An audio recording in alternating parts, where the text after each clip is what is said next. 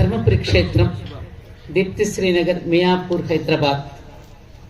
నవయువ ధార్మిక సేనాని శ్రీ శ్రీ శ్రీ ఆదిత్య పరాశ్రీ స్వామి వారికి ధర్మపురి క్షేత్రం 39వ వార్షికోత్సవం సందర్భంగా ధార్మిక త్రిశూల బిరుదు ప్రదానం, సన్మాన పత్రం.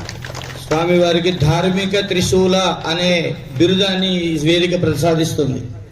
నిత్య నూతన చిర పురాతన సనాతన ధార్మిక వాహిని స్రోతస్వినిగా ప్రవహిస్తూ ఉంటుంది.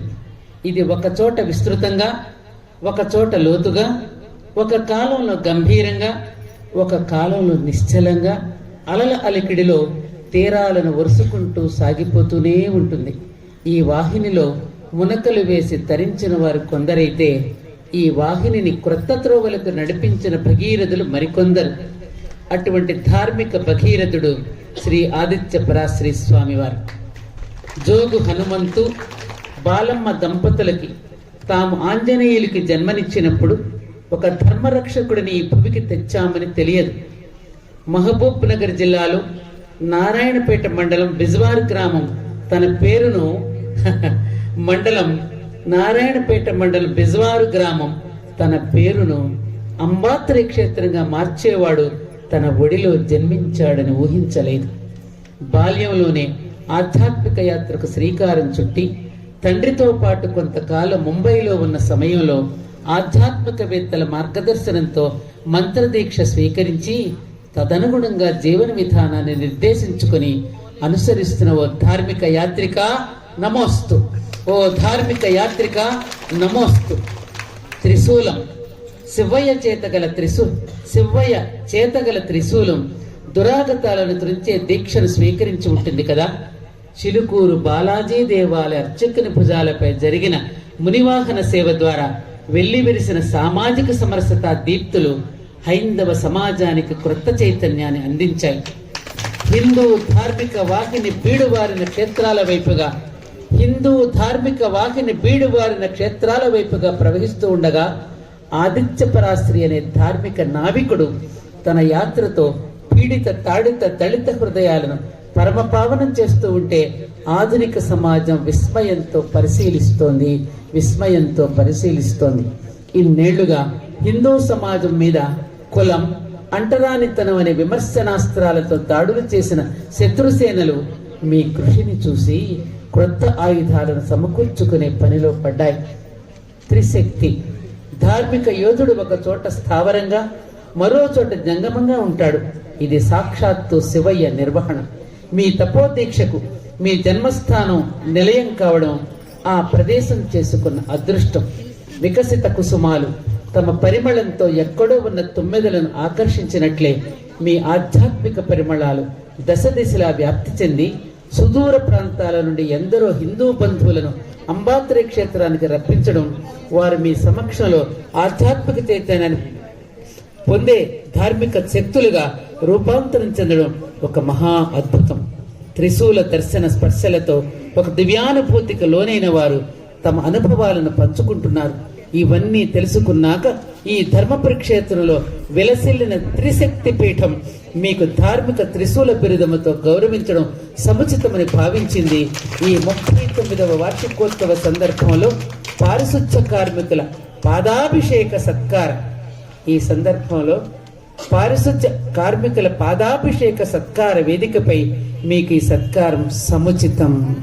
జయహో ధార్మిక త్రిశూల, జయహో జయహో ధార్మిక త్రిశూల, జయహో. అందరూ ఒక్కసారి దీన్ని ఆమోదించినట్లుగా కూర్చొని జయహో ధార్మిక త్రిశూల, జయహో ధార్మిక త్రిశూల, జయహో ధార్మిక త్రిశూల, జయోస్తు. ఇట్లు సత్యవాణి, అధ్యక్షురాలు భారతీయం, ధర్మపురి క్షేత్రం, కన్వీనర్ మావుడూరు సూర్యనారాయణ మూర్తి, భారతీయం. ఇది మా తమ్ముడు ఈ క్షేత్రానికి అంకురార్పణ చేసినటువంటి మా తమ్ముడు సాక్షాత్తు సుబ్రహ్మణ్యేశ్వర స్వామి అంశతో పుట్టడం వల్లే వాళ్ళ నాన్నగారు సుబ్బారావు అని పేరు పెట్టారు. వారి చేతుల మీదుగా స్వామీజీకి సమర్పించవలసిందిగా ఆయన మిగతా తీసుకొచ్చారు.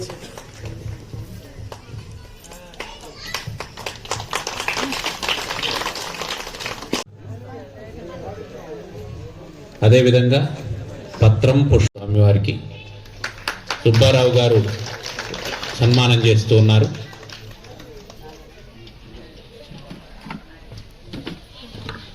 అమ్మవారు స్వామివారిని శాలువతో సత్కరిస్తూ ఉన్నారు. శంఖధ్వానం. ఈ శంఖం ధార్మిక శంఖం అని తెలియజేయడం కోసం చేస్తున్నారు. ఈరోజు వచ్చినటువంటి అతిథి పెద్దలు సామాజిక చింతకులు శ్రీ అప్పాల్ ప్రసాద్ గారికి అమ్మగారి ఆశీస్సులతో సుబ్బారావు గారు సత్కరిస్తున్నారు.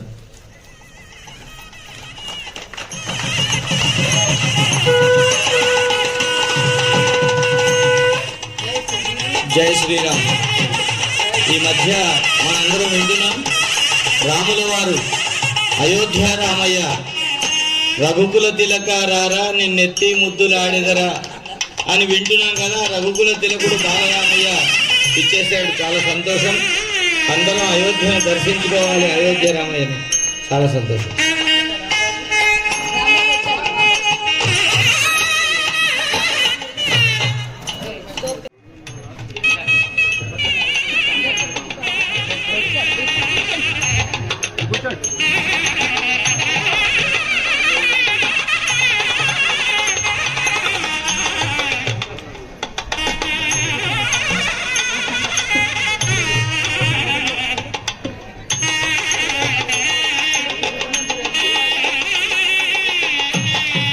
రాంబాబుని స్వామివారు ఆశీర్వదిస్తూ సత్కరిస్తున్నారు.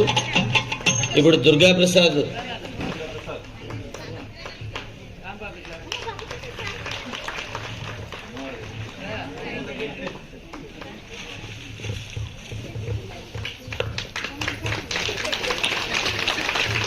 శ్రమయేవ జయతే, శ్రమ ఎప్పుడు జయించాలి, శ్రమకే విజయం లభించాలి. అప్పుడే కొత్తవారు శ్రమ చేయడానికి ముందుకు వస్తారు.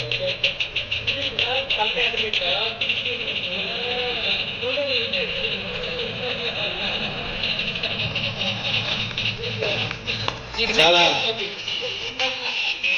అద్భుతమైనటువంటి సున్నితమైనటువంటి సన్నివేశం.